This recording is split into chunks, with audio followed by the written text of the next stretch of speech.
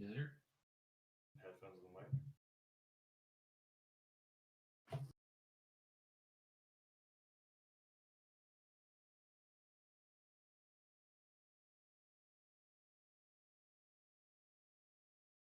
All right.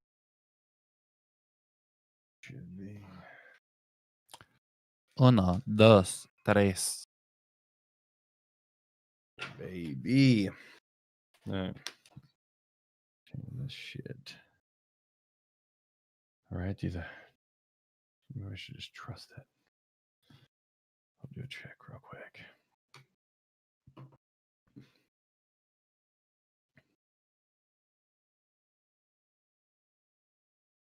Yep, heard that. Okay, cool.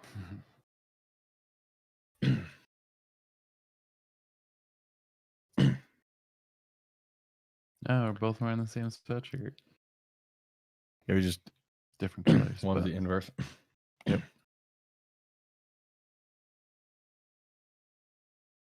Yep. Cool. Cool. Yeah. That sounds should be good.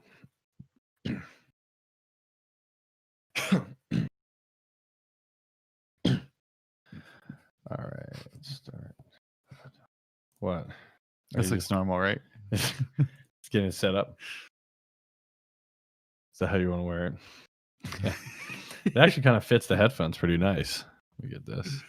And I was like, "Are you ready?" And you're like, "Yeah." I'm like, "You want to put the mic and headphones on?" The mic was like pointed the opposite direction. You don't want to hear me like this? I don't even think we can hear you like this. I should probably You can do hear me better like this. I can. That's good. Good. Yeah. All right. Well, let's light this fire and hit the tires, as the kids say. Light the fires, hit the tires. I haven't spent a lot of time around kids, but Welcome to Glad Game Pod. Don't think that's what they say. That's that. They're big fans of that. They're always kicking tires and lighting fires. So big episode this week, or maybe not. No, but big for if you like horror stuff, because we got the whole Resident Evil showcase. So there's a couple stuff announced there. So we can kind of, that's probably the meat of it. So before that, we can kind of go off to, we talked about how the other episode, how Half-Life 3 was pretty much confirmed. Yep. Because at the end of Half-Life Alyx. So Gabe Newell got interviewed the other week. Gabe Newell is the head of Valve, and said Valve does have games in development that they are going to be announcing soon. So they are actually starting to make games again, because it's been fucking forever. I mean, they did Half-Life Alyx, obviously, but before that, it's kind of been like nothing. Yeah, and like put all their effort into Steam and yeah, and their whole like plan, the business plan there is crazy. It's like you work on whatever you want to work on. So anybody who's a developer there can be like, I want to work on Half-Life 3, and they're like, go for it, we'll pay you to do that. But then you can also be like, it's not working out. And they're like, oh yeah, that's cool. What else do you want to do? And as long as you prove you're like competent, they just keep you around. You just do whatever you feel like. There's no like actual like deadlines and business plan. That's very interesting. Yeah, I mean, it's worked very well for them, obviously. So I can see why they're like, fuck it. I mean, that's how Half-Life Alyx came about. They were like, do you want to do that? And they're like, yeah, let's do it in VR. And they're like, great, we'll pay for it. Just keep going. Cool. And they just decided to keep going until the game was done. That's how we've had like 4 different Half-Life 3s in development, episode 3 in development. But they said they are announcing a couple other games. He doesn't say that, it is Half-Life or anything like that. He does directly comment that Half-Life Alyx kind of got that urge and stuff to kind of start making games again. And to kind of like make that into something else. So that's kind of nice to hear, because hopefully we'll see more of that. They are working on something called Citadel, which a lot of people think is really Half-Life 3, because it's a code name for something. Could be the Citadel. In Half-Life, the Citadel is like an actual place in the Half-Life universe. So that's why people are thinking that's probably it. Yeah. It also is a terrible code name if that's the case. Because that's kind of what I'm thinking. It's like that sounds more like you're just dedicated spinoff than. Yeah. Well, then you're just confirming that there is a Half-Life game, though, because that's like calling a Star Wars movie, be like, all right, well, we don't want people to know what it is, so let's just nickname it Death Star. And it's like, okay, like you're not gonna fucking do that. It's like, oh, it's lightsaber. It's nothing to do with Star Wars. Be like, sure, okay, like that fucking makes sense. That's kind of what it seems like. But yeah, they said he did say Half-Life Alex was great. It was great to be back doing single player games, and that created a lot of momentum inside the company to do more of that. But like that's just how their company works. They're like, oh yeah, that is fun to do. It's like, yeah, you And are. it sounds like that's game kind of how developer. he works. Just Yeah, going off to New Zealand and spending a little while there, and he's like, you know what? I feel like not coming back is better than coming back. So well, they got no COVID there, so that's always good. Yeah. So it's well, it seems like they have no COVID, then they have like one case, but pretty much it's like life has been normal there for a while now. that's cool. Which That's is really pretty cool. dope.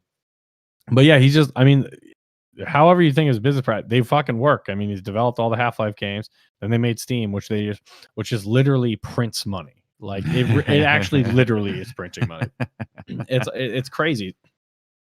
So it's like I get how it's like don't broke up to ain't fixed. He's probably just a relaxed dude that's just like, hey, that's just how we wanted to go.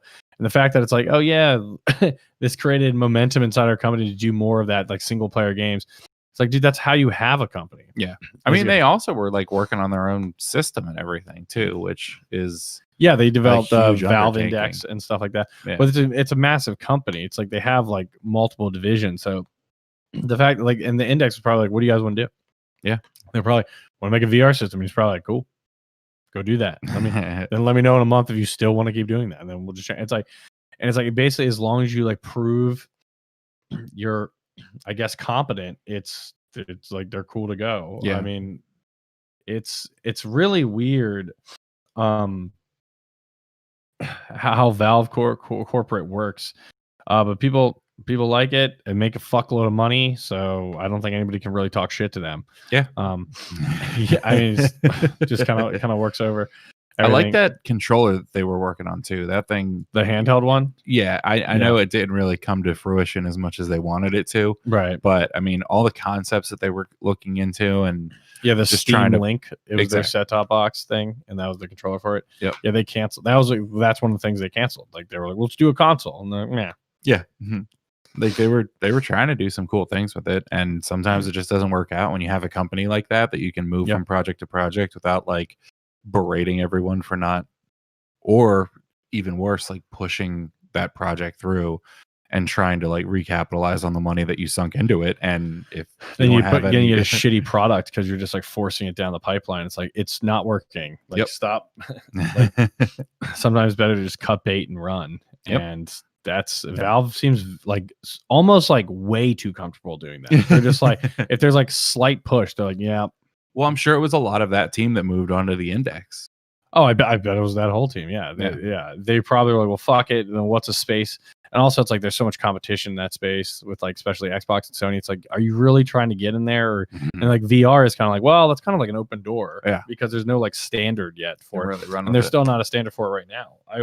The one that's the most standard, sorry for the video crew, I'm itching my nose, but the one that's the most standard is probably the Oculus series. I think is the biggest household name. Yeah. That's outside of like PC players. PC players, Valve Index is probably the most well known because of the Steam VR stuff.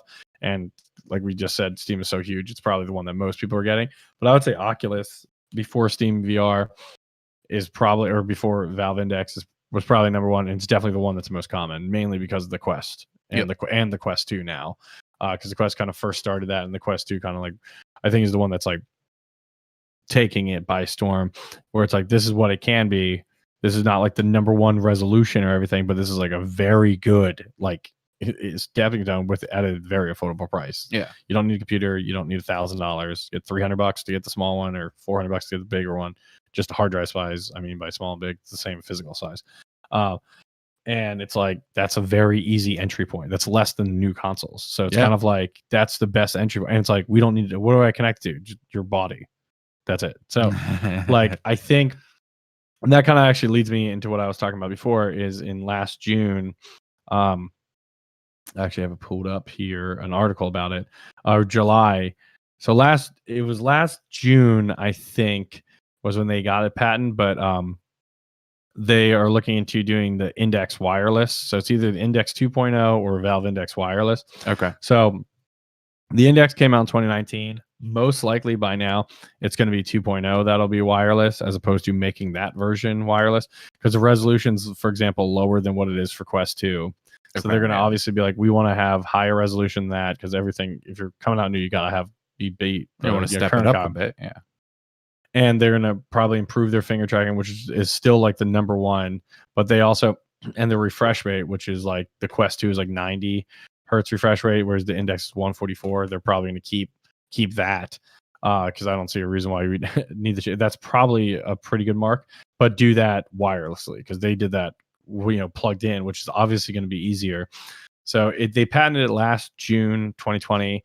And they said they're still the VR team for Valve, so they're still exploring and exciting about the promise of wireless and easy to set up experiences like the Oculus Quest.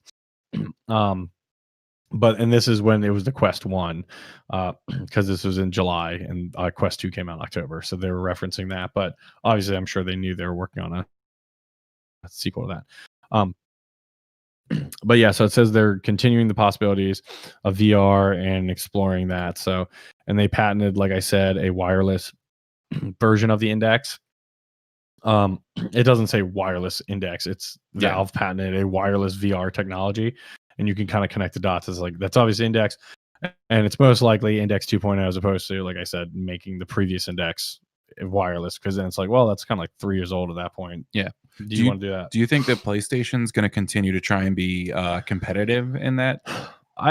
They keep saying they are. Like, so Hitman 3 came out this week, and that's in PlayStation VR. They have a bunch of PSVR games, and every time Sony's asked about it, they always keep saying they're pushing that VR, because that's the thing.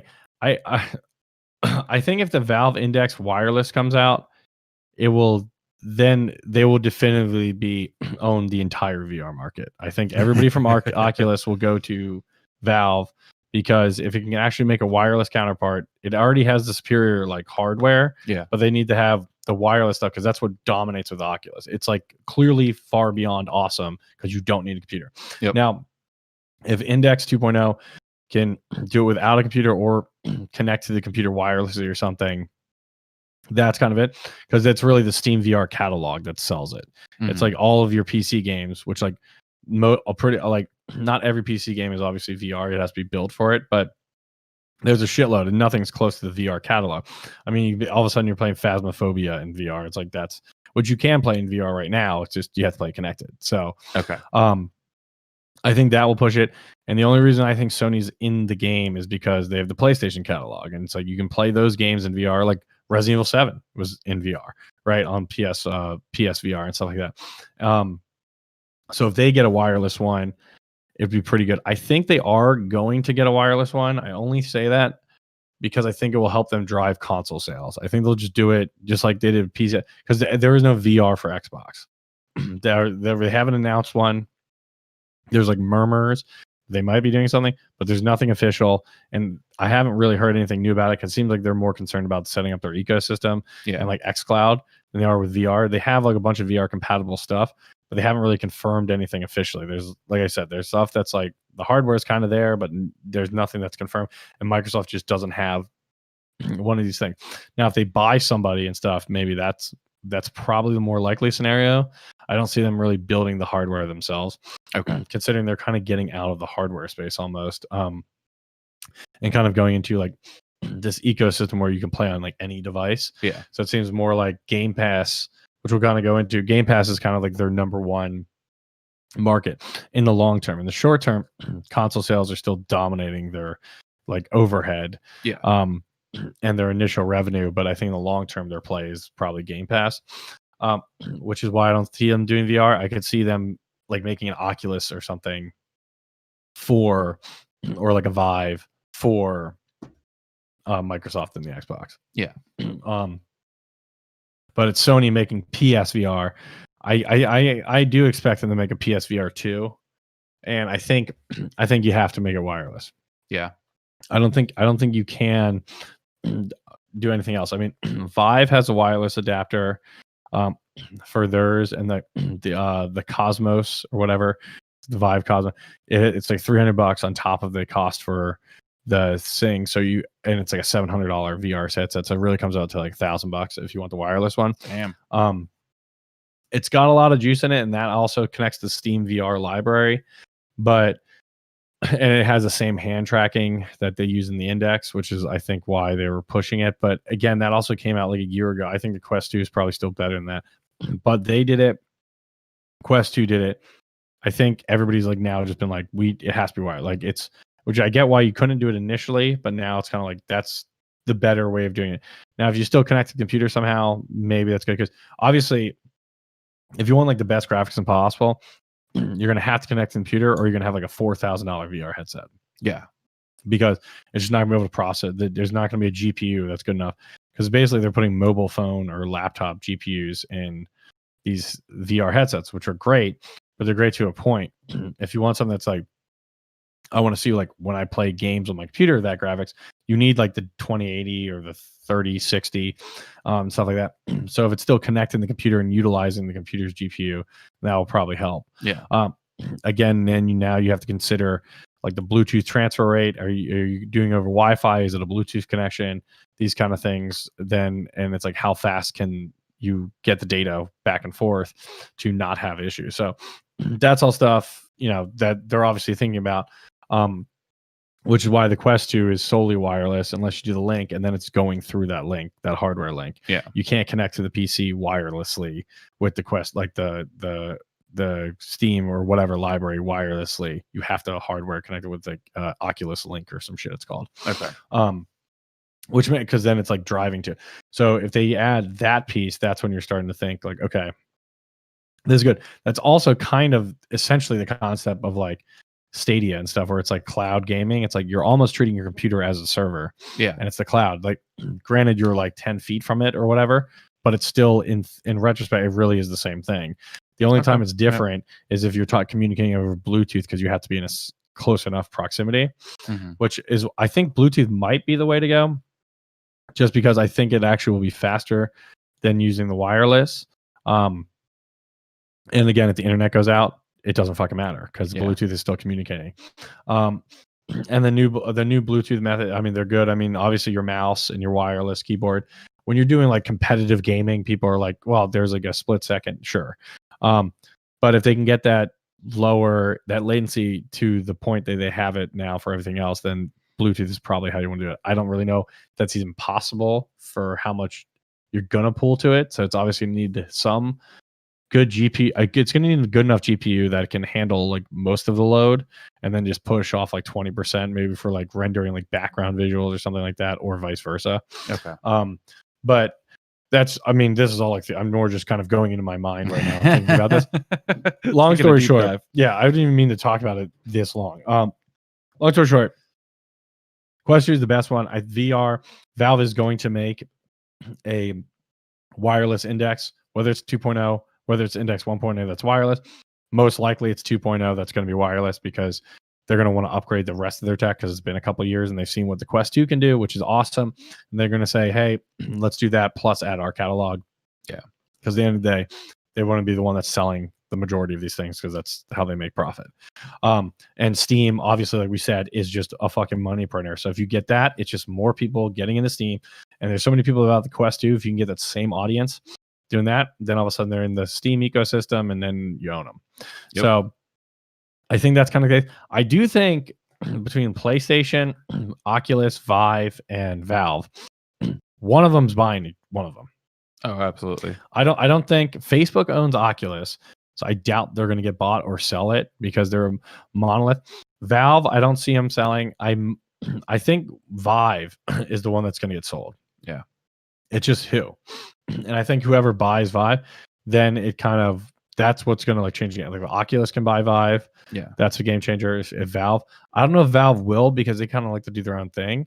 But the Vive does connect to Steam VR, which almost be like, well, then Sony should buy it. So then they can use the PlayStation library plus the Steam VR library. Incorporate some of that tech. Double up on everything. Yeah, because that's the thing. It's really just where your games catalog is. Like Oculus is building their game catalog, but they're never going to be able to capture the Steam, because it's existed forever and it was one of the first VR things. They'll still get they're in the hundreds right now, which is awesome. Whereas like tens of thousands in like Steam. So really, there's like lots to catch up on that. And then PlayStation, obviously you have your exclusive games there that they have VR options for and stuff like that, where you're kind of like, oh, that might be fun. So which I think the Sony would be an interesting one to do VR. wireless VR because and leveraging again the PS5 console to do that. So I don't know. We'll see. I mean, even if it's not wireless, if it's like a single cord that's really easy and maybe majority of it's wireless and it's like you just have like this pack that you like can put on. Yeah. Because I have the original PSVR. It's fun, but it's also like a fucking hassle. And there's so much going on. You got to set up the camera and all that. I don't want to have the camera set up anymore. Like the Oculus has them all built into the headset. Yeah. It needs to at least do that. And then it's maybe one cord and then you can kind of deal with it. If it's like, well, I'm dealing with it to get this library or something right now, there's give and take for that. But I don't see anybody beating Quest 2 unless they can actually compete in the wireless space. I think that's why Index did what they did. Yep. But we'll see. And I think they can also coexist because Quest 2 is not trying to be the top 1% in graphics. It's trying to be basically the Wii. Yeah. It's trying to get enough people in, solid graphics, which for the record, it does have really good. It actually has one of the best resolutions currently out there for wired or wireless. But obviously, other people are going to come out. But I think it's also just like they like their price point. We can get a shitload of people in, get them on our ecosystems is the word of the day. And I think they're just going to keep going with that. Whereas Valve is like, well, I think Valve is going to stay at the $1,000 price point. I don't see them making a $400 competitor. Yeah, I think the wireless one will be $1,000, like the iPhone of that world, where it's like, yeah, we're going to maintain this certain standard, and you're going to have to pay for it. Where you might have other ones that are like, we're going to cut corners here, here, and here, but we'll try and get it to you for cheaper. Right, exactly. And it's like it really just comes down to if you're a hard gamer or if you want that library or not. If you're like, I just want to play Beat Saber, then just fucking get the Quest 2. Yeah. Right. It's the easiest thing to do that in. It's like you don't give a shit. It's not a hardware intensive thing. It's just fun. Or stuff like that. You're just like, I just want to play Echo VR and stuff like that. Yeah. You don't need like this crazy shit. If you're like, I want to play Half-Life Alyx, I want to play the games I play on my PC. I want to like go inside them. Yep. That's when you're starting to talk about this. And with their base stations, it's like, maybe it'll probably have something that's better to track your feet. So it's like, do you want to go fully into this, or do you kind of want to be like, oh, I can just take this with me, charge it for 2 hours, and I got like 3 hours of fun time on like travel. It's almost like a Nintendo DS or like the Switch. It's like to me, the Quest 2 is the VR Switch. You just pick it up, take it with you. Great, you don't need anything. It's not like blowing up the doors graphically or anything, but it is an incredible solid console that you can do wherever, and everybody loves it. And everybody has X, Y, and Z console, but they're all like, oh yeah, I got that in the back. Yeah, I got the Switch in the back. I got the Quest 2 in the back. Like that's what I see that being, and that's a great market to have. Nintendo has made a fucking industry off of it, so that's not a bad position for them to be in. And I don't think anybody cares to be in that position, so that's kind of nice for them. Because like I said, Valve is just always wants to push the envelope, which is why they waited. I mean, they built the Index for Half-Life Alyx. They were built in tandem. That's why when you buy the Index, you get Half-Life Alyx. They were built. The test game for Index was Half-Life Alyx, and then they just going back and forth. Came out day one of it, so it was kind of like they both came out the same day. So, do you think you'll ever be able to experience Half-Life Alyx on just a regular computer? PC? Yeah, I don't know, because it was so built for VR. Yeah. They could port it today. Probably they could port it to just the PC.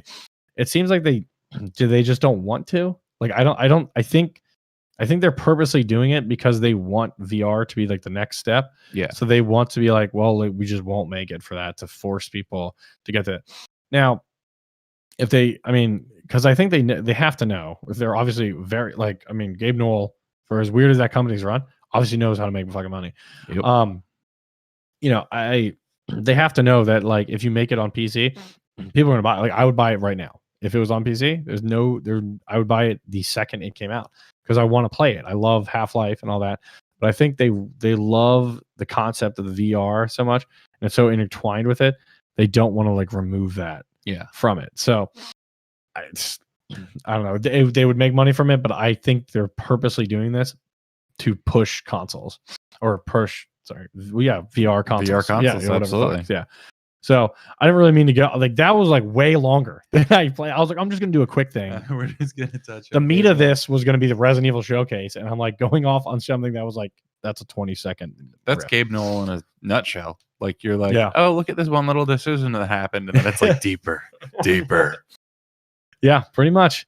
All right. Well, long story short, it's great. Also, I do want to say I mentioned this game either last week or 2 weeks. I know I mentioned it when Gruball was here, but I think I mentioned also when we were talking about Grand Theft Auto 6.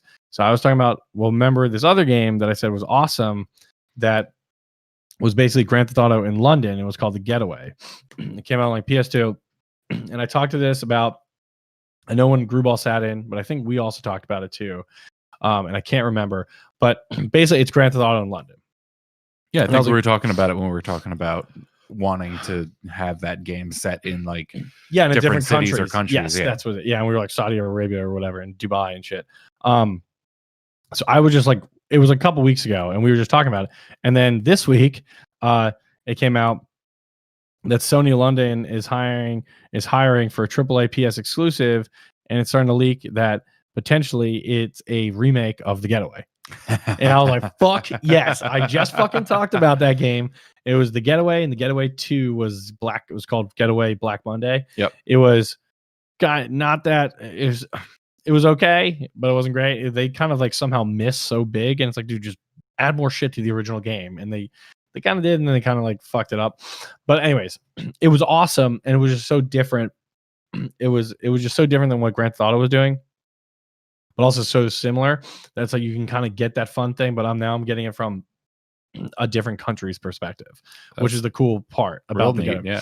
Yeah. So, and I think Rockstar is kind of like, yeah, we don't want to fuck with things outside of America, which is like they will reference stuff, but I think they know their audience, which leaves this open for The Getaway. The interesting part is it's a Sony London AAA PS exclusive, meaning it is a PlayStation exclusive game because it was for PS2. Yeah. And just like for the record, Grand Theft Auto was, and then it got so big, they stopped.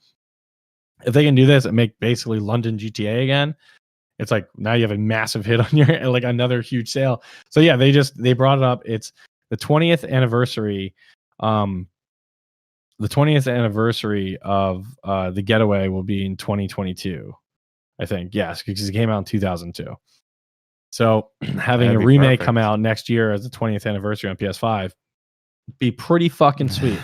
So who knows if that's really happening, but there was rumors about this like back in August, and they kind of started coming back up again. Yeah. So it's like, again, I haven't seen anything official, but it's just like, it's the rumor is starting to go. And when it kind of starts going like this, information kind of sprinkles out. It's like GTA 6, like they haven't officially announced it, but some information now like sprinkling like female protagonists. So it's like, well, this information wasn't there. It's like, obviously they're doing something. Yeah. And so like they're working on it, which going right into GTA 6, they're definitely doing something because they just patented a new traffic system.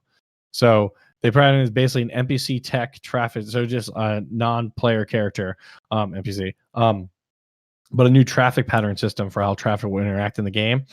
It doesn't. So, I mean, you could take this. Why would they put a new traffic pattern system in Grand Theft Auto 5? It's 12 years old. Yeah. What would the point of that be? Yeah, it's unless they're like selling it to like outside R&D departments to research traffic patterns and make more. Yeah, which would be interesting to actually like sell it to small governments and be like, hey, listen, this is what we predict things will happen when you add 200 more people to this city. Yeah, or you get what I'm saying. But yeah, it's exactly, and it's like the interesting part is it's quote the new system is designed to create quote. It doesn't say it's in quotes. A realistic virtual world that is not limited by hardware and software limitations. Is an interesting way of putting that. Which is a response to the conventional systems that are unable to produce the kind of NPC behaviors players expect within the limits of the current processor and memory bandwidth. Kind of like how traffic's moving, you're like, is that the same car 15 times? Or like, I don't see them. It's nothing's like realistic. It doesn't seem like so. Yeah, the way they like turn and run over a pedestrian just because like they were set on some pre-programmed path. Right. So it's kind of like they're braking times, top speeds, cornering, changing direction when you're not there, specific to that driver. That's really what it's talking about, so to not be limited by like the hardware and software limitations. I mean, you read that a realistic virtual world that's not limited by hardware. It's like, all right, just fucking say Grand Theft Auto. Be like, we want this for a new system for Grand Theft Auto 6, because that's what you're fucking saying.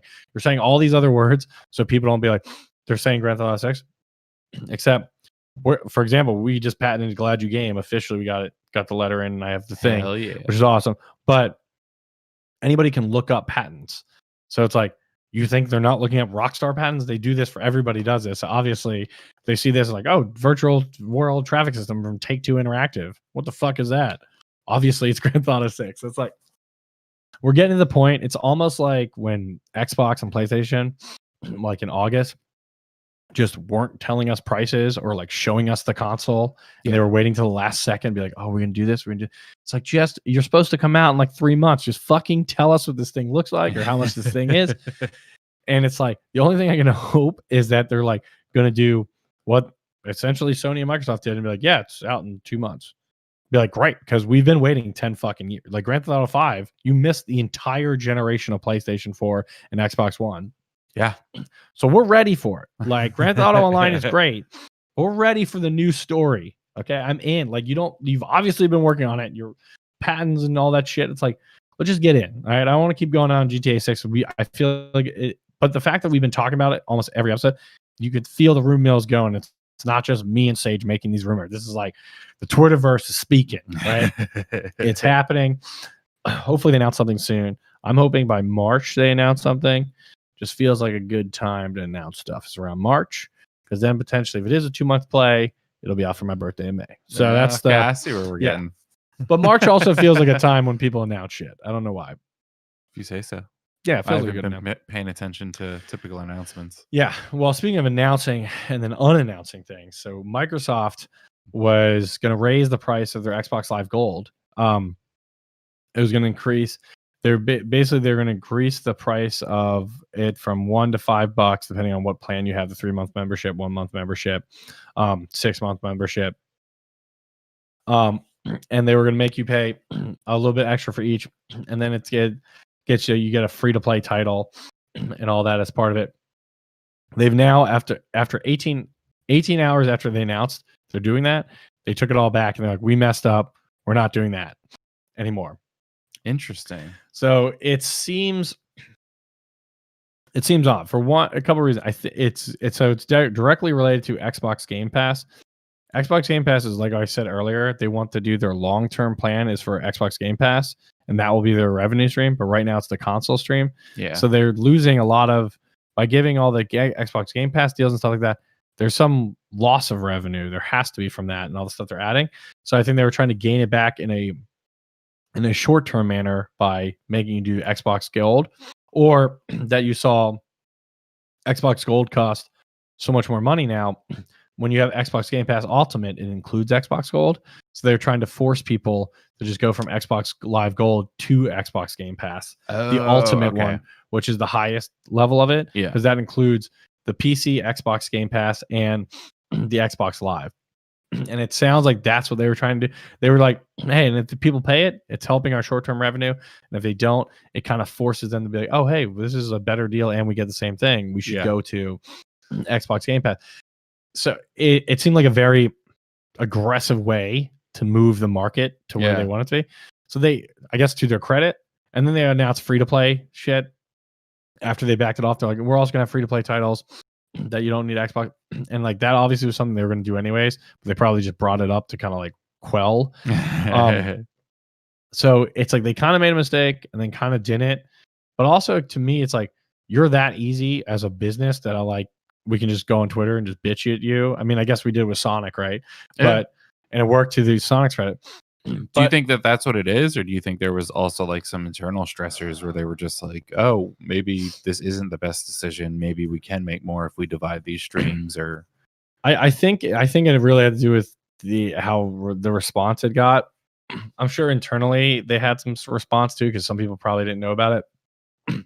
But when you also announce something like that, like there's obviously some type of checks and balances in the company or like people just canceling their memberships. Right. Well, that's more what I think. I think the aggressive response that people were like, well, fuck that, is I don't think they expected such a negative. I think they expected people to just realize, oh, go to Xbox Game Pass, pretty much the same price that I'm paying today. Get us all this extra shit and gold. Yeah. Do it like while you're releasing like Halo Infinite or something. Yeah. So I think that's what they thought, and they just didn't expect the harsh reaction to be like, well, fuck, like this is ridiculous. I really think that's why. Yeah. But I mean, I don't think they're ever going to tell us the exact reason why. So they're like, our bad, we shouldn't have done that. But the problem is, I think they do that because they were losing short-term revenue. Obviously, they get a lot of revenue from their consoles, and Xbox Series X is selling fine, and so is the S. But they did that because there must be some dip in revenue that they're trying to cover for, or trying to have some additional stream until Game Pass is really like taken on from everybody. By doing this, that they're going to have to do something else. They're going to do something else probably the next 3-4 months that's going to increase some, like they're going to make up their dividend somewhere else. It's just like we're not going to be as noticeable. It's also Microsoft. Yeah. So it's not going to be as noticeable somewhere, but like they're going to make it up at some point. So it's like maybe because we freaked out about gold, maybe now just Game Pass is going to increase. Like I don't know, but something's obviously going to. Yeah. So good thing, bad thing. I get why they did it. It obviously didn't work. I think they should have just stuck to their guns and been like, yeah, that's just the price now. Yeah. Because it would have evened out, and then they would have been like, fine. Just like anything, when there's the $60, $70 games, there's by the way, not a ton of $70 games. Like I just got Hitman 3 on the PS5 version. It was $60. It wasn't 70. Like there's a couple that are, but then a couple that aren't. So there's a lot of overreaction that happened. Also, there was a time when $60 used to be 40 and then went 60. I'm not trying to get into the game pricing thing, which is actually why Game Pass is great, but that whole thing is like it's going to change, and you're going to have to accept it. There's inflation that happens, so it's like think of the 2 to 3% or whatever inflation is, and it's kind of like, is it kind of almost just keeping on track with that? Like it's when you look at stuff that was like, oh, that was $40 like 20 years ago, that's like $90 now. So paying $60 is actually like half of the $40 game you were paying for. So it's kind of like you kind of are getting a savings. It's just not rational or realized in that situation. So I don't know. I think people should have just been like, I think Microsoft should have been like, just deal with it.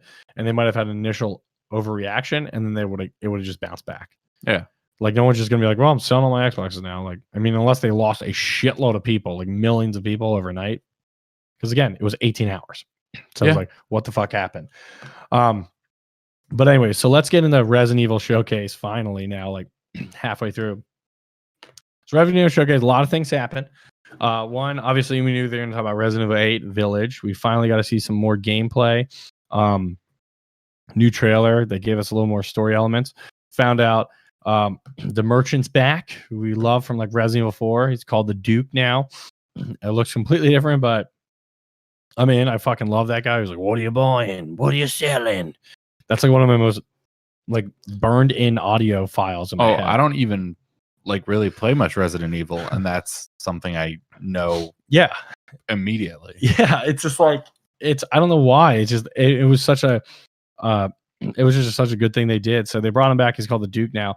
He's kind of more of a caricature character because he's like super fat and kind of bouncing. He's like the mayor in Nightmare Before Christmas. Is like what he looks like. And seems to act like. So but that was funny as shit. So but the game itself looks incredible. I think the graphics are awesome. The tone is in. It's going to be first person, just like 7. You're back as Ethan Winters. It's taking place in seemingly the village from Resident Evil 4, because there's a shitload of Resident Evil 4 references. Even when they do the whole the inventory, they're like, you may recognize this from like Resident Evil 4. We've done this. It's like, okay, you guys are just leaning into this shit. But now they have a little more crafting stuff, so you can like craft ammunition and things like that, which is fucking great. So you don't have to go look through a bunch of shit.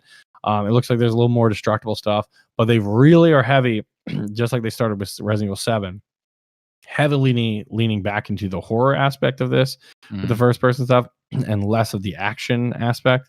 Because like 4 kind of was both, then 5 and 6 kind of leaned way more towards like it became an action series. And they stopped for a while. Then 7 went way back into horror. I think 8 even went more into horror, to be honest. So I think the first person helps with that, but the tone, the way they're setting it up, and the lighting, blood, not noises, a lot of and the lighting, atmosphere, exactly. It's all like very like, this is not going to be like we're like machine gunning stuff. I mean, there might be machine gun stuff in there, but it's clear like each thing is like going to be like a more dangerous piece of the puzzle. So I do like that. 7 did that, and it seems like they just took on what they built on 7 and just kept running with that tone. So I'm fully in. And they further drilled in with that because they did their shadow drop and they made Resident Evil Maiden, which is the demo that's only for on PS5. There's going to be another demo that has like combat and stuff in it for all consoles, including another one for PS5 that will come out in the spring. Yeah. But right now, PS5 got some exclusive deal with Resident Evil where only they can play it. So it's built for the PS5 specifically. It's a non-combat, non-blocking. There are like enemies in it. You just can't fight them. You have to run away or they'll kill you, kind of thing. But it does a really good job of like setting the creepy tone, the blood, and the graphics are like one of the best I've seen on PS5 so far. But it's kind of just like showing you like how the game's gonna play. That's kind of they just want their muscles a bit. Yeah, they just want to be like, here's and they call it at the end, like when you finish, it's like thanks for enjoying our visual showcase, because they're just trying to show that off, and then also be, this is the tone, this is the creepy factor we're going with here. Obviously, you're gonna have guns, so it's almost a little more creepy because you have no way of combat, and like you hear noises or you see shit, and it's like there is nothing you can do to defend yourself in this. That's almost even creepier to me in that sense. But it's called Maiden. We don't really know why, other than there's literally like the Iron Maidens in this dungeon with like the old school like thing where it's like you get put in this dungeon and they close you in like fucking Sleepy Hollow or whatever, which is just terrifying and stuff because it's just a creepy situation to be in one of those dungeons like Game of Thrones shit. So it's like getting reeked or fucking something. Yeah, and then I guess it could be like a nod to the characters that you see later, but the other thing that I was wondering with something like that is we watched it back to back, or I played it back to back with the trailer, and they keep mentioning the protagonist name, Ethan Winters. Yeah, so they mention him like 1,000 times, and then I just start playing this game.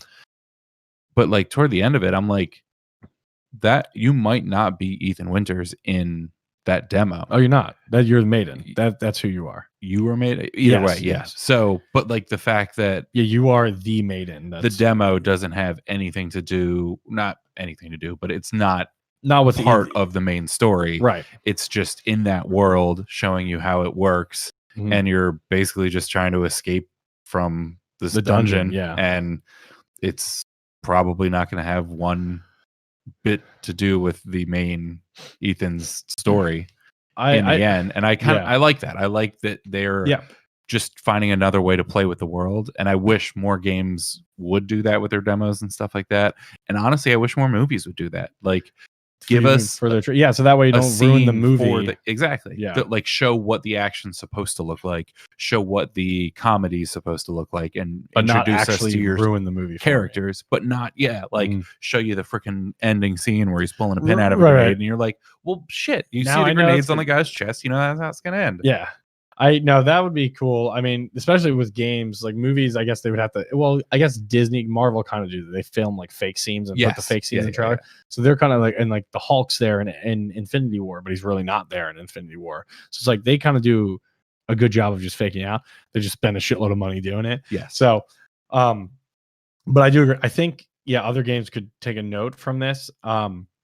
They said in the thing when they did that Maiden was not going to be, they're like, it's not Ethan. It's not related to Ethan. It's just, we wanted to put you in this world just so you get a feel of what we're doing. Yeah. But I think it's going to be directly referenced in.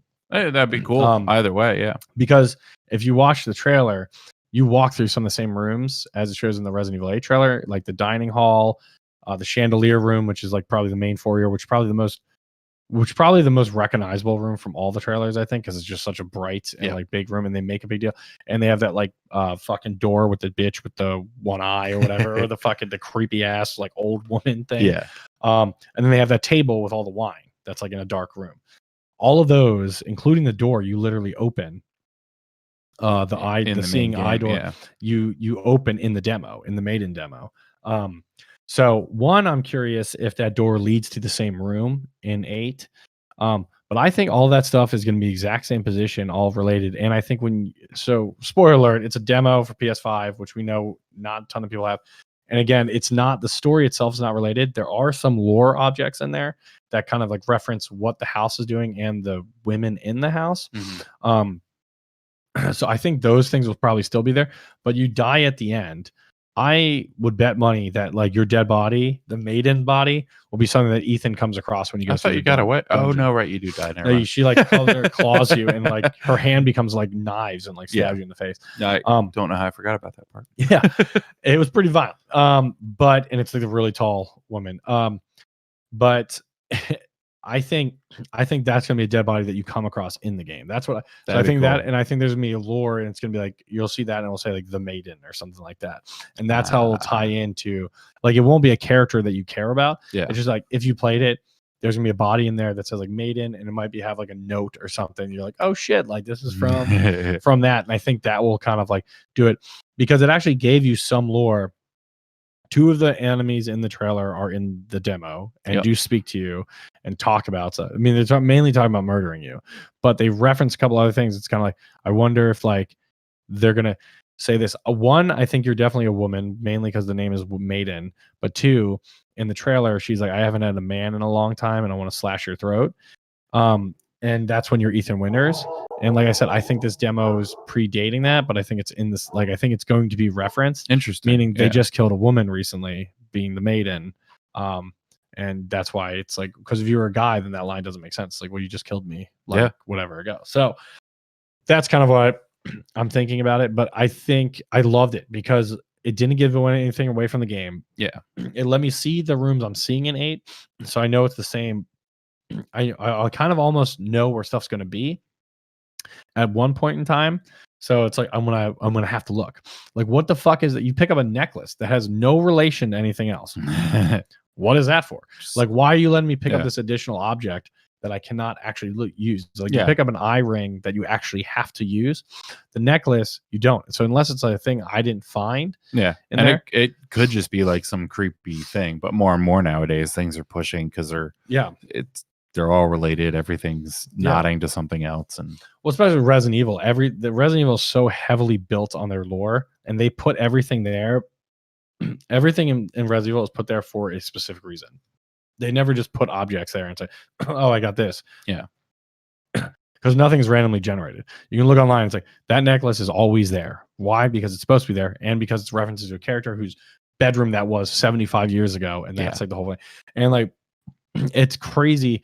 That's why I'm saying this demo has to be related, because they don't do anything that's not. Yeah. And the other cool thing is, I know, like you said, the field of view, they'll probably do this, the 2 options like they did with 7, but 7 was also VR.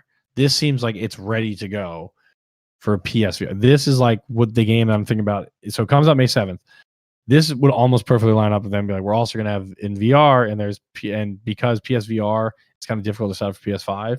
I could see them being like, we're also have PS2, PSVR 2 is going to get announced kind of alongside the VR capability, because they haven't mentioned. Pretty crazy. They haven't mentioned 8 as VR. A big part of 7 was that as VR.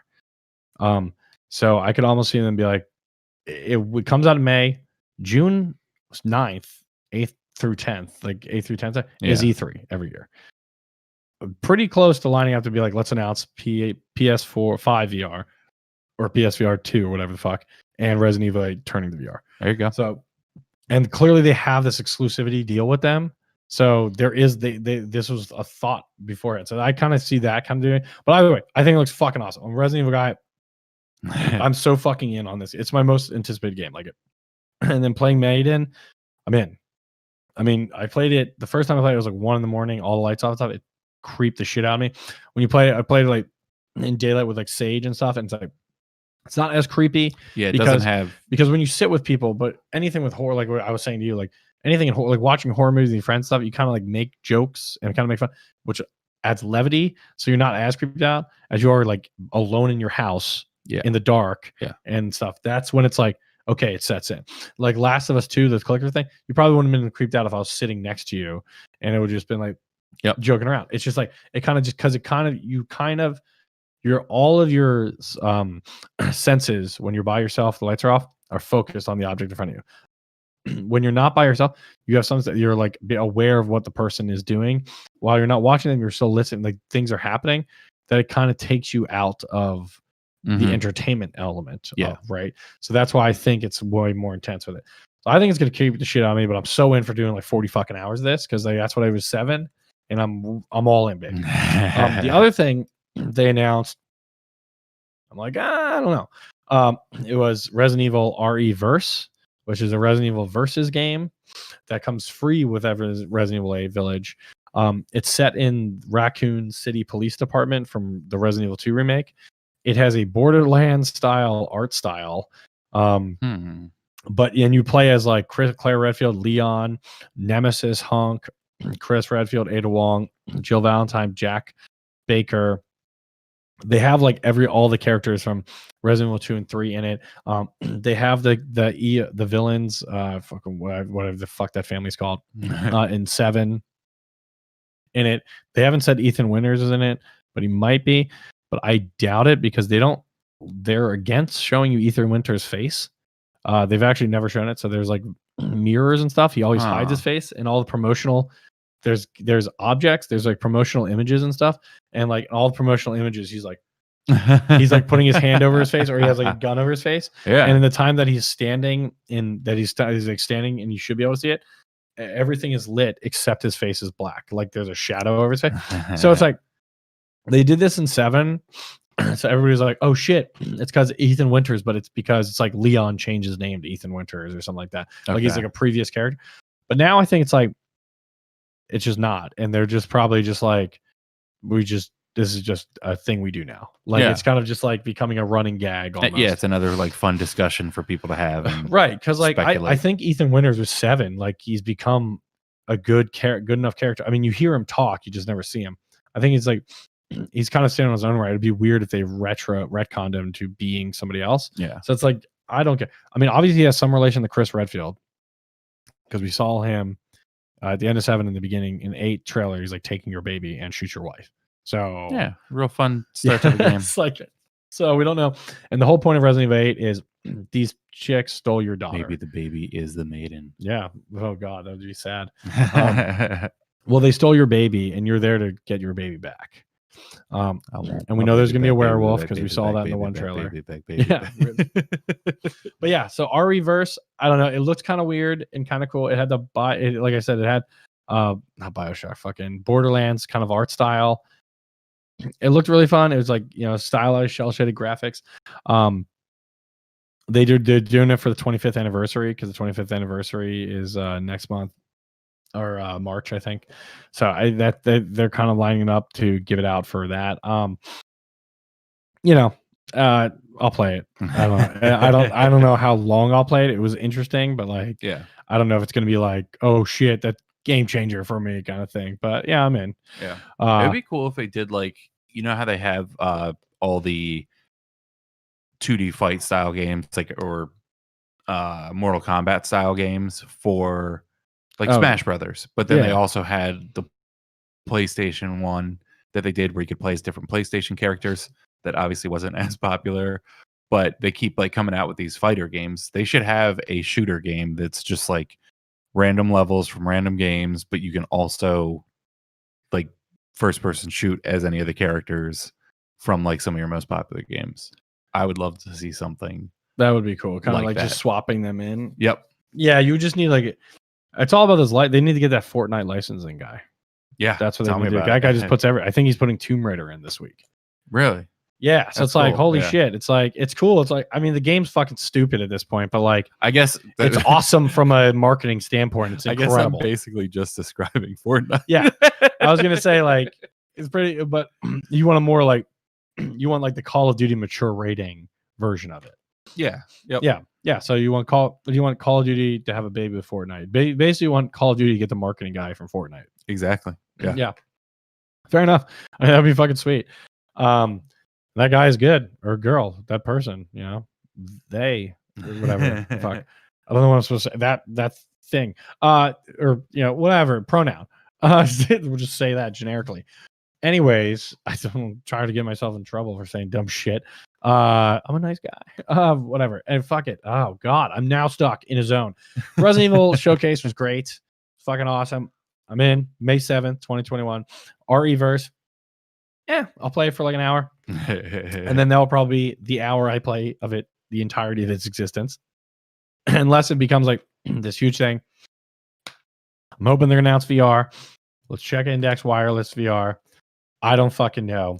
Resident Evil is going to be dope. Grand Theft Auto 6. Let's just get into your fucking trivia because that Gabe Newell Index fucking thing went from like me just like it was just like a 20-minute stream of consciousness, which I guess is probably like I guess that's like 90% of this podcast is like me just having a stream of consciousness, and then you like pop in and be like add the flavor, yeah, and it's like or ask you one question that I think should be a 10-second answer and turns into another 5-minute discussion. I just go into it. You're like, all right, I'll just and by discussion I mean monologue. You're like, I'll just say this, and that's a 25-minute monologue on this, and I just kind of go down all those those rabbit holes. Alcoves. I just watched that 2 days ago. These the alcoves.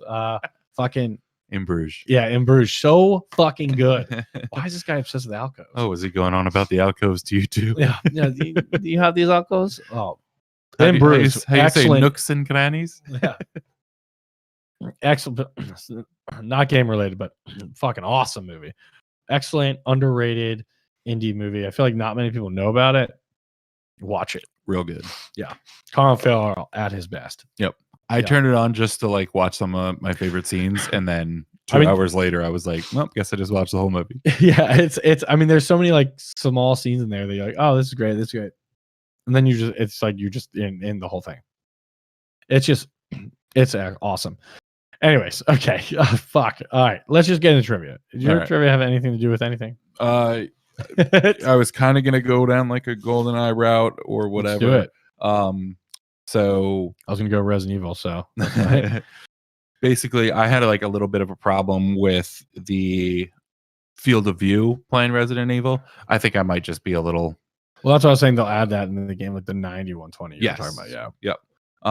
It seemed like a little too closed in for me, and when I was swinging around, maybe it was the fact that I was playing on the projector too, that I just and there's some hopped into it a little too quick, and yeah, either way, I started feeling a little bit nauseous. So you did what anybody would do and just grab beers. Yeah. Which are just getting warm. This is surprising. There's no sage in the beer. Well, you seem sensitive about it, so. Oh, I just accepted you were drinking it. I was like, I didn't really actually care. Well, then let's meet in the middle. I'll have one. All right, I'll join you. I was like, I didn't really care. I just like give Sage shit because he just comes and I'm like, oh, Sage and the beer happening again. But we'll be Sage both and of us and the beer. I was trying to think of like a good. I was trying to think of like a cool nickname, and I was like, it's Sage and Jay and the beer. It's the same thing. We don't. I don't think we're getting. Glad you beard. Now that just sounds like you grew a beard, which we have. Yeah, a couple times during this process. Yeah, but glad you sud. Whatever. But yeah, I was having like a problem getting nauseous. I'll have a monologue about that. All right. Well, anyways, so you're obnoxious or what? Or getting nauseous. That's like, I'm all over the place right now. Then also the first thing that I did when I turned it on, as I always do anytime I'm playing a game, you warmed it up with your finger. I warmed it up for my finger. Did anybody else get that joke? AKA inverted the y-axis. Boom. And we kind of like got into a little discussion about that. And yeah, where I talked about like the Shazam. Yeah. So my trivia is which games start the game inverted with an inverted axis. So Halo is the first one. I definitely played Halo inverted because I didn't switch to not inverted for like 10 years. I just can't remember if I changed it, but let's just say Halo. Time Splitters 2. That's also. I think any of the older games are probably going to be inverted. So I'll just say that. Turok. I mean, no. Now I'm just trying to be changed because I was like, if they're all going to be older games, I'll just start actually. Doom. The original, not Eternal. No. GoldenEye. Well, the problem is like some of these I actually play with a mouse. So you're talking about you can still invert a mouse. I know, but I think the controller's invert. Anyway, GoldenEye, yes. Rainbow Six. No. Was that the original Rainbow Six? Like Rainbow Six? Yep. Gotcha. Okay, no. I'm just gonna go with no. Gears of War 1.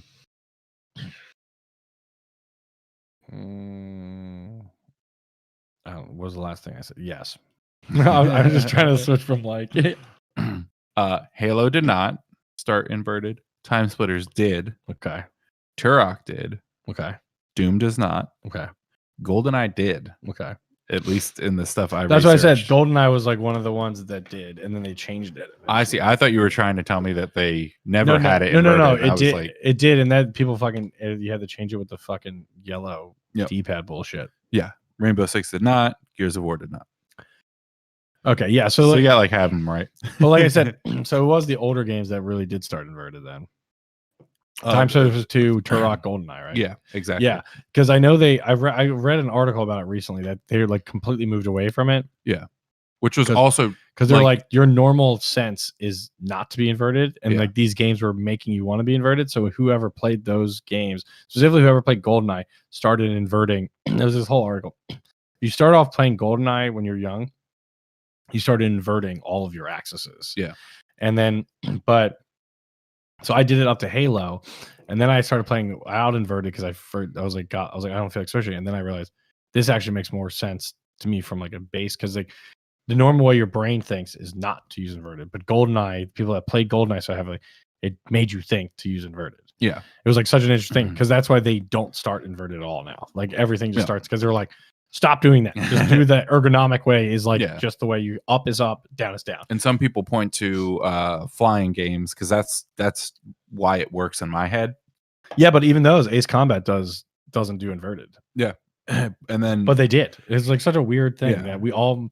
In the article I read, they also suggested like a psychological thing where normal controls will be that you're playing as someone. Okay. Where inverted controls will be like you're acting on that character. So it's like if you think about the joystick sticking out of the back of we're like head, pushing him down so his hand moves. Okay, gotcha. Like you're the puppet master. Exactly. Yeah. Oh, okay. Interesting. Which like I thought was a pretty interesting way to look at it. Yeah. I've literally never thought about it like that. I always think like I am moving myself. Yeah. As opposed to I'm a puppet master. Yeah. Of it. But that's an interesting way of thinking. But yeah, I used to be an inverted guy, like hardcore. And then I just cut it, and now it's like I think my life is better. Like, but it was weird to make that transition. But once you do, I think it's because that's the way your brain normally is. You kind of like settle in pretty quickly. Yeah. Because I've tried to go back, I can't do it. But I was getting excited. What, like 50? Or yeah. Interesting. All right, so I got some trivia, some triv. Oh, what you got? So we do Resident Evil. We'll do some easy stuff, just fun for the kids, you know. So Resident Evil 8 is called what is the tagline of Resident Evil 8? It's Resident Evil Village. Yeah, that was okay. I was like, please get this. Resident Evil 7 tagline was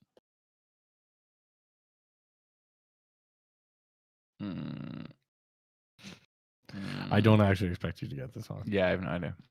Okay. Here's a hint, because I can't tell you yet.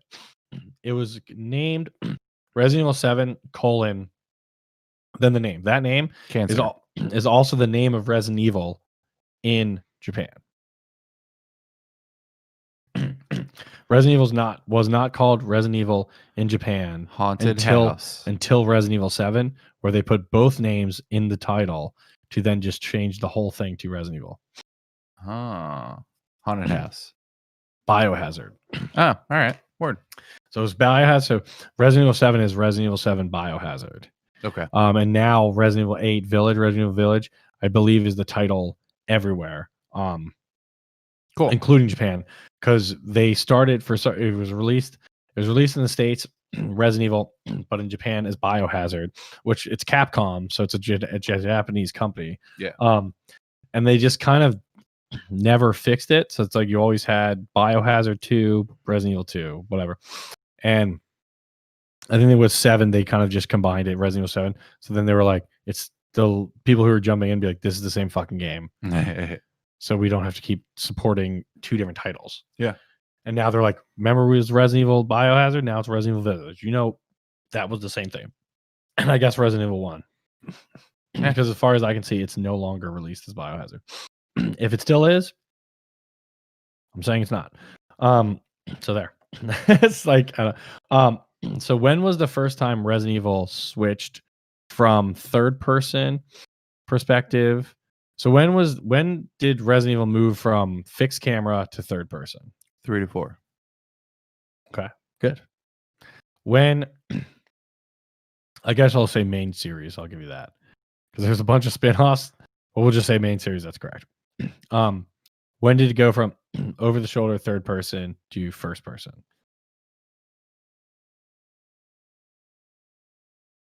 I'm gonna go 7 to 8.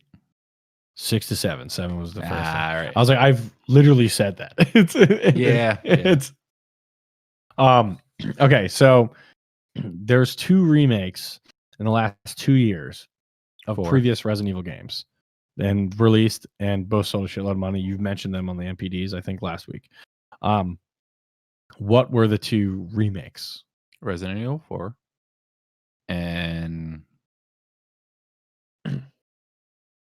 let's go 2. Okay. Resident Evil 2, yes.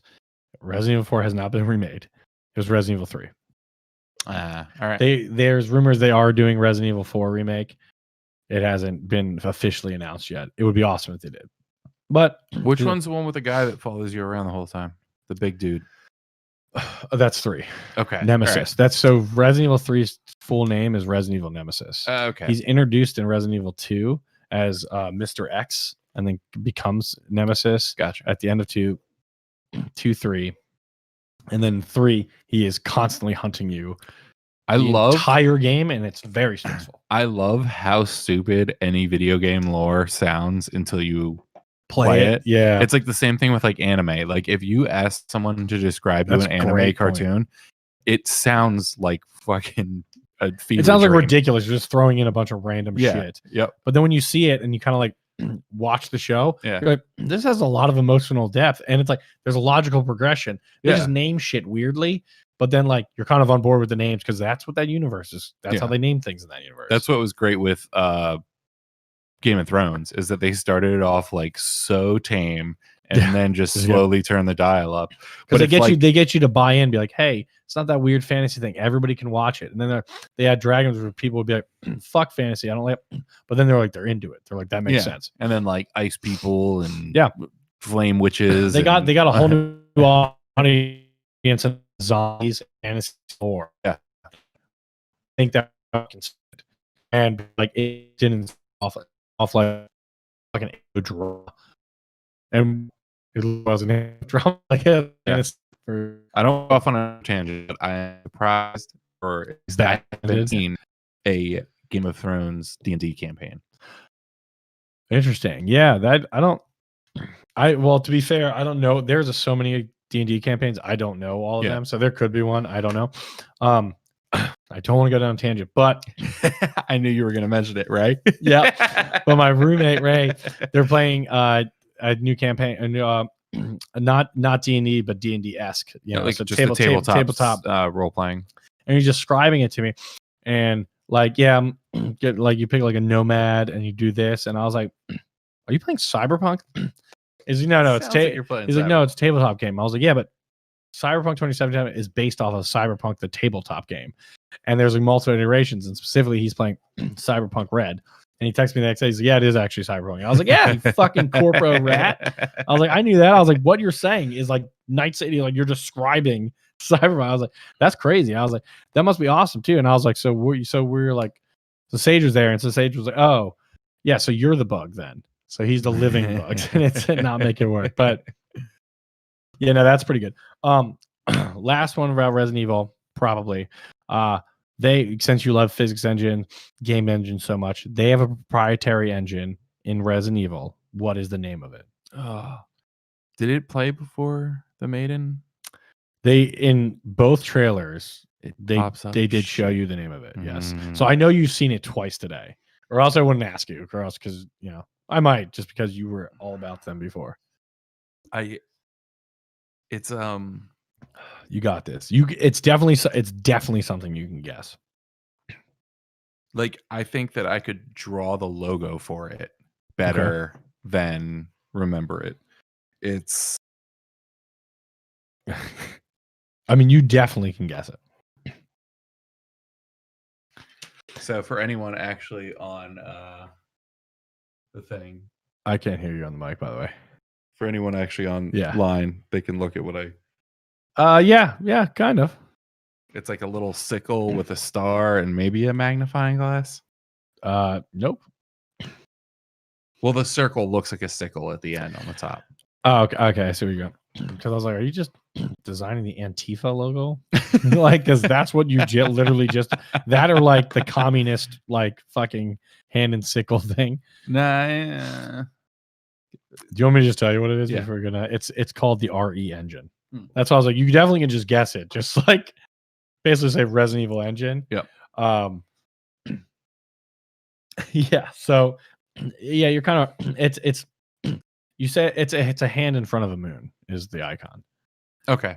So that's what I was thinking with the star is. Yeah, I think you saw the outline of it. I can't like flip my thing around with my camera. Yeah, no, we'll look at it after. But it's basically it's a hand in front of the moon. Okay. That's why when you were saying that, I was like, I guess, but I can see the one, which I can't remember which one they used in the trailer, and maybe it was closer to this one. I mean, you were just thinking about Antifa and communism. I don't know, like if like I'm watching too much news.